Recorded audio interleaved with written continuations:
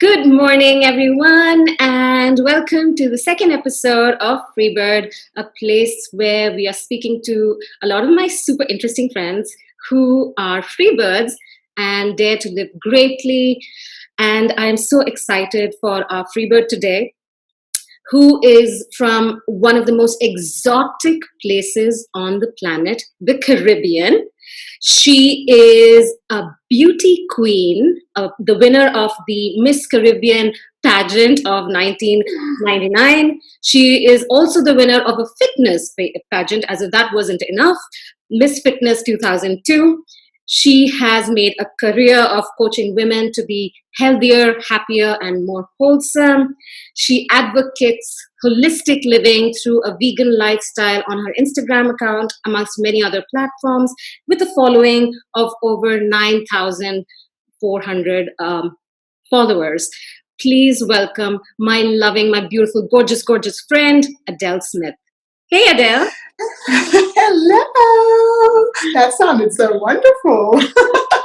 You look so beautiful, Adele. Bless. Thank you. I've gotten out of mum life to bring back a little bit of the beauty queen essence for you today. Oh my God, you are so serving it to us. Love those girls. It's good. It's important to be able to showcase all sides of you. So whatever that may be for you, you know. Absolutely. So I want to start at the beginning, Adele. I mean, you come from one of the most exotic places in the planet. So tell us a little bit about how was it growing up in the Caribbean? Well, in the Caribbean, growing up, if I remember from a little child, and and it's something that stayed with me, as we can see the swimsuit marks on me now, beach living. Like, I lived on the beach from since I was 0. My mom would literally put me underneath an almond tree, and I would sit there and I would have my milk and I would play on the beach for hours. So I remember just growing up on the beach. Simplicity comes to me as well, and very minimalistic. We didn't care or know about brand labels and things like that. It was just about having fun under the sun, going to the beach, eating really good food. I mean, not all of it was very healthy. It was very sugar laden and deep fried, but it was so good. I can only imagine what the Caribbean life is like. I imagine sunset and palm, trees swaying all the time. And so, that what memories, what other memories do you have of your childhood and your time? So growing up, so from 0 to about 12, it had this really safe feeling to it, and a very free spirited feeling to it. But past, say, 12 into 15, 16, 17, I personally started to feel a little bit caged in. I felt like I was too big for my cage. There was something a little bit different about me. I couldn't put my hand on it, but I just wanted to be out. Whereas everybody was going, Caribbean lifestyle. I was just like, I want to go to the big city. I didn't even know what it actually was that I wanted, but I just wanted to literally be away from the smallness of the community, which now I'm grateful I had. But back then it was like, you went here and you didn't want your parents to know about it, and they would get a phone call before you even got home and be like, I saw Adele, and I'm like, oh my gosh, why? I felt like I just wanted to be me. I thought differently. I from a child, I had no judgment on people. I really didn't care what you did. I wasn't involved in gossip or, small talk or stuff. And it would really irritate me when I would hear, groups getting together and talking, and I'd be like, oh, whatever. Like, if that makes somebody happy, just leave them alone. Yeah. So I felt this need to expand, like, as you say, like, be a free bird from since I was about 15 years old. And I used to sit at a window every single night. And I didn't know what I was doing. I had no idea. And this is when I said to people, please be careful what you wish for, because it does come true. I used to sit at my window every single night, and I used to say, please take me away, so far away. I just want to go away. Wow. So, I mean, every single having these, I don't know, visions for yourself as a little girl. I mean, did you have did you have any plans of how you would achieve that? No, I had no idea how I would do that. I didn't know where I wanted to be. I didn't know I wanted to be a model. Like from some child, I guess, girl, I had every Barbie doll there was to have, every single one. So I looked at them and I thought that was a perfect, size, shape, what you should look like. I idolized those dolls, and I wanted to be the tan Barbie is what I Wow. Well, to be. I mean, you look like a 10, but I mean, that's a tough standard to kind of uphold yourself to also, I mean, those Barbies are so perfect. Oh yeah. So no, I wanted to be a tanned Barbie. Like I wanted to be, because there was no tanned ones. Yes, I wanted to be the tan curly hair Barbie doll. I wanted to create that. So we didn't have any of them. Then the beauty pageant thing, and getting into the whole beauty world. I mean, how did that happen for you? Tell us about that. Right. So I didn't have any plans to become a beauty queen. As you'll notice with me, as we probably talk, you'll see that I really don't have plans.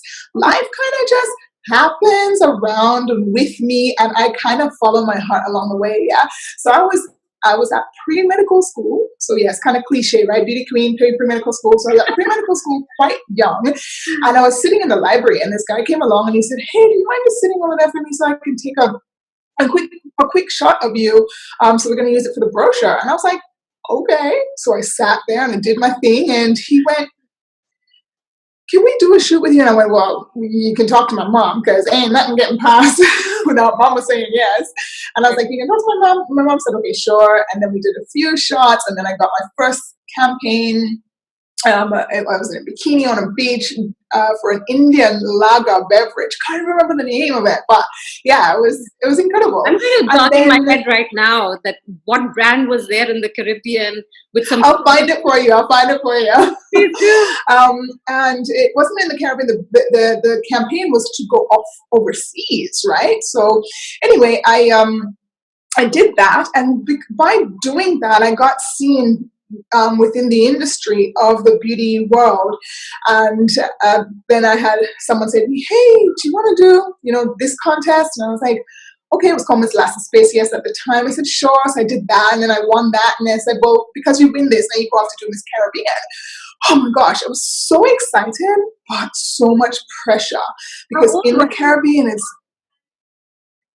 How old were you at that time? I was 18 years old when I competed in Miss Caribbean, and the excitement was just like, wow. But I was such a tomboy kind of girl that it was kind of strange. Like I wasn't into all the makeup and everything, so I had to get used to that. But it was really exciting, but there was so much pressure. There was pressure to do well. There was pressure to come home with that trophy. There was pressure because it's a tiny island and everybody's eye is zoned in on you. My God, I can't even imagine that kind of pressure, because like in India, around the 94s, we had like all these models become Miss Universes and stuff like that. Aishwarya Rai. Aishwarya Rai, she was my favorite. Oh my God, she was beautiful. She definitely was considered one of the most beautiful women in the world. And I can only imagine the kind of pressure that exerts on an 18-year-old kid to be that perfect. So, I mean, I would listen to what kind of preparations you had to do, what kind of... Were there you had to fit into a size 0. You had to learn to walk well. You had to learn to speak well. You had to conform. You had to fit in, but stand out for the right things and fit in for the right things. There's politics in everything, so you have to make sure that you mold yourself in this way. But I didn't care. I was just happy and just doing my thing and just did what I had to do and enjoyed the entire journey. That winning that though taught me preparation is key, because I had a really boo-hoo bad moment before I won that competition. So I'll tell you really quickly. So the day before, so I had done no prep. They gave me my national speech. Do you know your national speech? I had the chaperone of Miss Universe, Wendy Fitzgerald, who had won Miss Universe from Trinidad and Tobago. I had her chaperone, so there's pressure. And he says to me, "Did you learn your speech?" I said, yeah. Freebird in me, just whatever. Who cares? Well, Freebird to a little bit, right? So anyway, I didn't learn my speech. I read it over once or twice, and I get out there, and I've got this costume. If you can imagine, big banana, a bunch of bananas in front of me, big banana. Because I'm representing my national outfit, which is the banana tree, right? Because we export bananas, and it's beautiful, and it's tall and long and coming off me, and I'm in these heels that are this high. And I said to him, I said, I can't walk in these heels, they're too high. And he said, you will do what you need to do. Now walk in those heels. Oh my God. Okay. Stop concentrating on the heels and just do your thing. So I get out there, Snake, and I repeat, hi, I'm Adele from Grenada.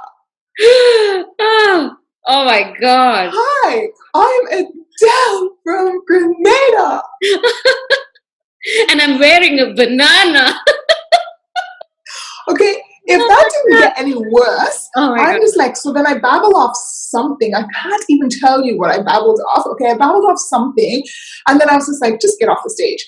As I turn, I hit the microphone with my big banana leaves. So the microphone falls. So I go to grab it, and because the leaves are so big, they fall over me, and I go down.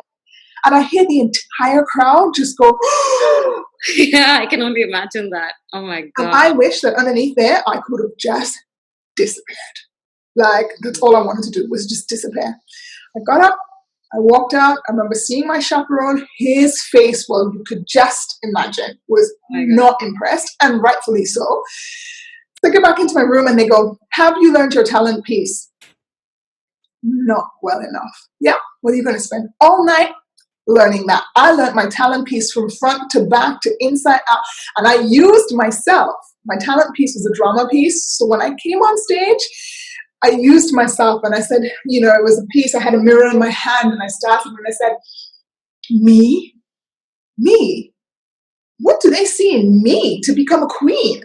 Like, obviously I can't speak, and you know, people, because they remember, so they laughed with me. That's smart. That's really maybe smart. I should dance then. Maybe I should dance my talent piece, because I had no idea what to do. And every time I would put on a piece of an outfit as I said what I was going to do. Then I tried to dance and I would fall. I tried to sing and my voice would break. And the crowd just went with me for everything. And they loved that I made fun of it and took me on board. And at the end, I had a crown on the table and I went, do you think I still have what it takes to be a queen? And they went crazy. They absolutely loved it.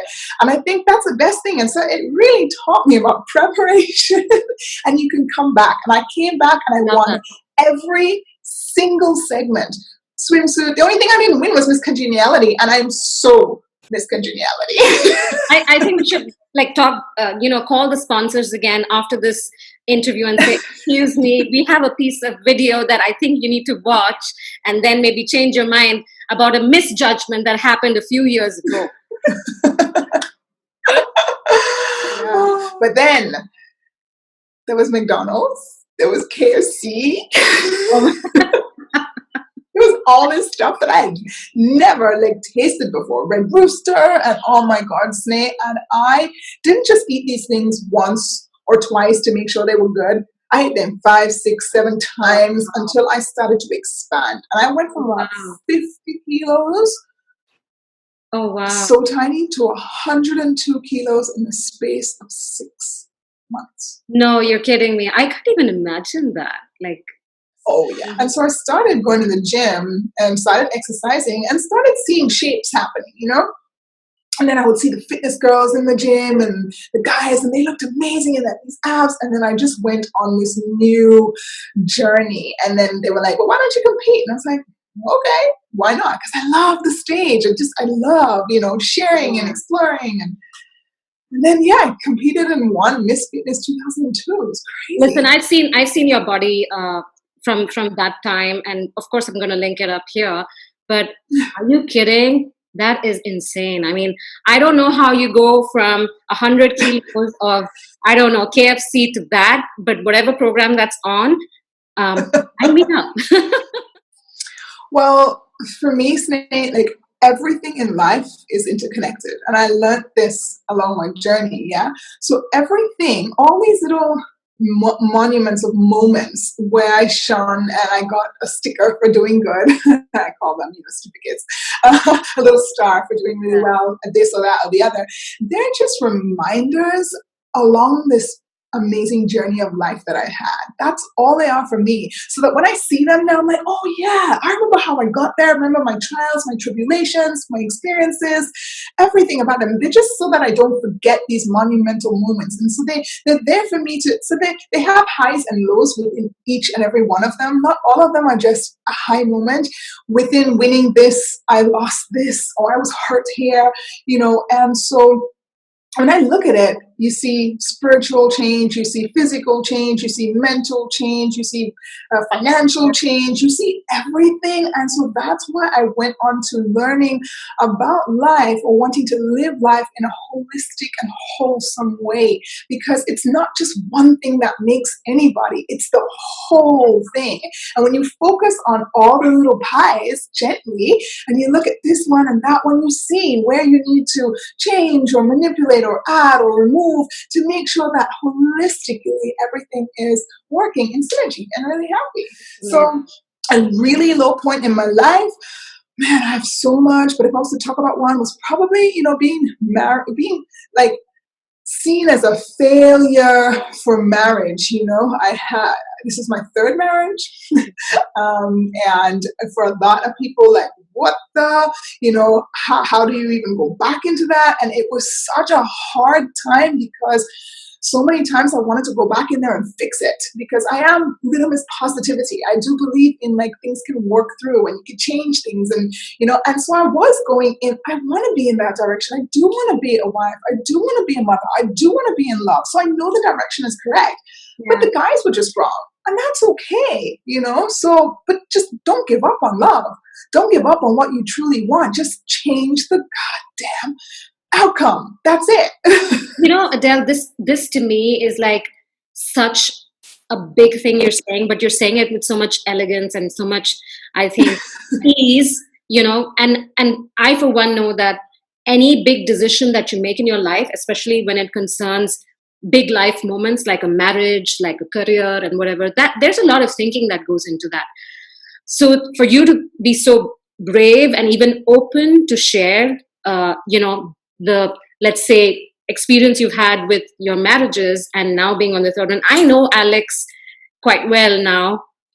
Your husband, Alex, is a pilot. He looks divine, and he's a vegan as well, like you. I couldn't imagine a cuter, more beautiful, more complete couple. But tell us a little bit about how you've gone about finding this, and what do you think are the critical components to relationships? Because, I mean, you've been there, girl. You've kind of said, one guy, no, this is not working. Second guy, no. And I'm sure it broke your heart, right? So what do you think are the critical components, and how does one go about looking for that? Is there right? So you have to, what the biggest thing is? You got to go inside and learn about you. What is it that makes you truly sing, truly happy, and have no prerequisites to happiness? Like, I grew up with that, as long as you're happy, but as long as you do this, and this, then you can go on and do your happy. And it's like, no.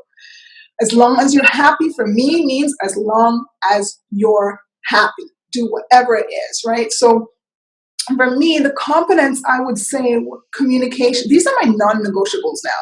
Communication, support, respect, and loyalty. And there's a big one. Coming in with your own happiness, not expecting each other to be the happy source for you. Like, that just kills it. I get it.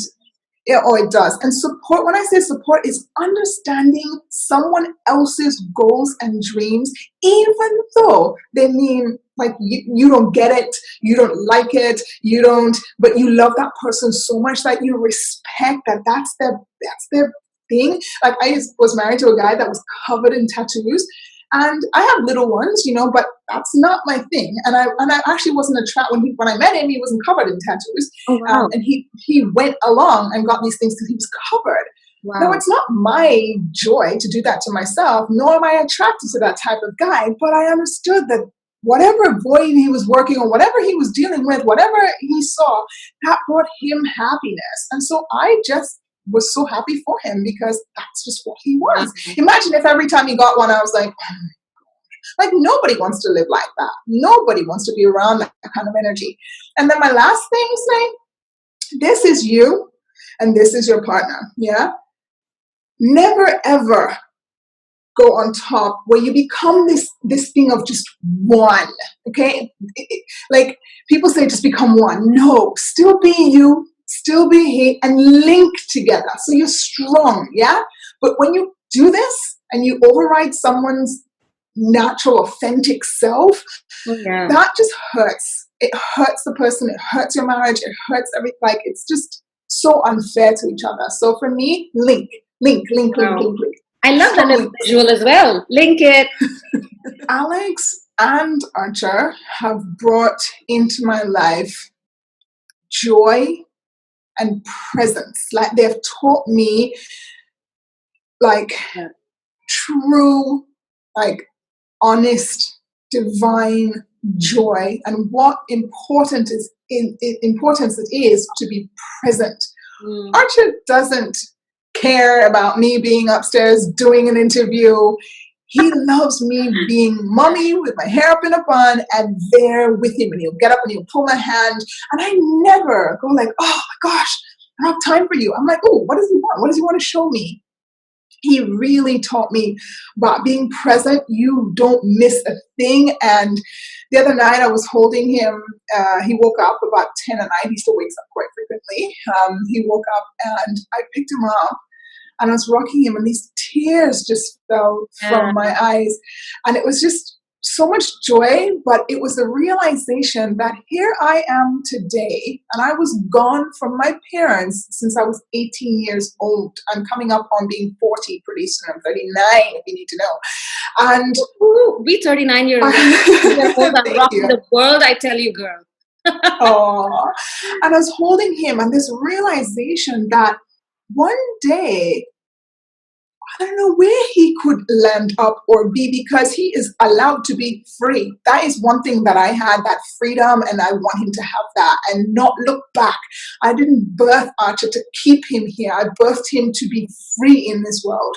Whatever that means for him, as long as he's happy, he can be as free. So I held him, and instead of going, oh my God, he's awake again, I went, oh my God, there's an opportunity for me to hold you and love you and just spend time with you, because one day, and it happened so fast, so fast I was gone, so fast from 18 to 39, so fast that I know this is going to go so fast. So he's just brought me like to sit in presence, really be present. I see that in you as well, like all strong women who stand up and speak their truth, their authentic truth, they become a channel for other women to see and know that this is possible. I really would like to ask you, what advice you would have for a woman who's maybe in a toxic relationship, whether marriage or otherwise, it could be a job, it could be a whatever, like when that kind of, what are the steps that this woman or this man can take to kind of step into their joy? Well, the first thing is you have to ask yourself right where you are in that moment. Like, don't worry about the past experience. Don't worry about what's to come. But just in that moment, ask yourself, am I happy? And if I was to die tomorrow, did I live? Did I truly live?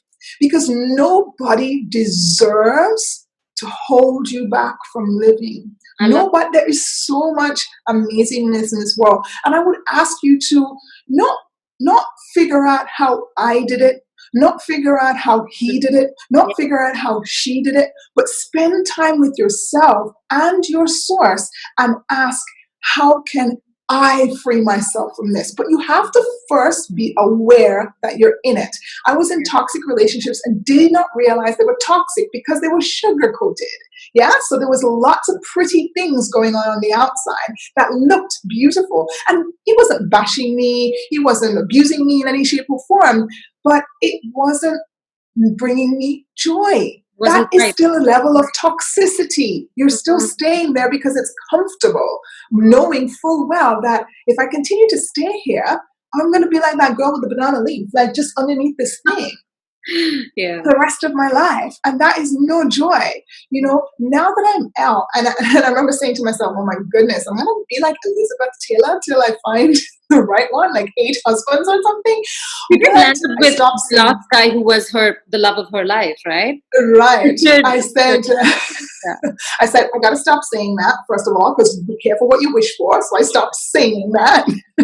Sure. But yes, you have to really go in and ask yourself, is this working for me? Is this really where I want to be? Now, the next thing is, don't worry about the how. How am I going to get out of here? Because you know what? When I was with that first husband, there was no way out. Like, it was just like, everything was in his name. And it was just like, how am I Yeah. going to do this? I'm in a country that I have no family. Like, how? But I stopped the how and I prayed every day for a way out. And it's only source, whatever you want to call it, God, energy, Yeah. divine, whatever it is for you. We all have source energy or creator or whatever. It was when I went there, Sneh, and I said, show me the way. You've done it. You brought me here for a reason. So I accept that and I'm grateful. So there's good. I look at every husband that I had and he was perfect in that moment, Sneh, perfect. But then it was time to continue on my journey without him. And that's okay. It's Wow. okay. It was like me saying, hey, dude, the last husband, I was like, hey, dude, I'm going on this really cool spiritual journey. I'm eating really well and I'm doing all these amazing things. Do you want me to make you a really nice meal? And he's like, no, I'll just eat deep fried chicken and drink a beer. And I'm like, my gosh, really? Like that was just not his journey. And if I had continued, he ended up cheating on me. And if I had continued, I would have taken 10 years. If he did not cheat on me, I would have taken 10 years, slowly, slowly, slowly, until eventually it fizzled out because I'm a woman of loyalty, yeah? But because he cheated, and I was like, this is disrespect now. And this is just a whole, all my non-negotiables I was talking about, these just hit all this. I need to get out of this. I can't do this. These are my non-negotiables. Yeah. And I was out of there again. And I was broke. And I went through so much. But to be where I am today, to find the guy, when I got serious about those non-negotiables, that's when I found Alex. When I got serious about what I truly wanted and who I want to be aligned with, that's when I met Alex. And that's when I decided I wanted kids. Like my body just knew through all of that, kids were not on the plan. It was a woman who lived bravely, boldly, who dared to do against the status quo. I mean, I'm vegan. There's nobody else in my family that's vegan. I am the black sheep of the family and I own that proudly. Okay. So I see that woman who just dared to do it all wrong, different, perfect for me. Okay. And I see a woman that lived a happy, healthy, wholesome life while living on her terms, free, living on her terms, and then getting to a point where she's realized all she's done is ever followed her heart and conversed with source the whole way through.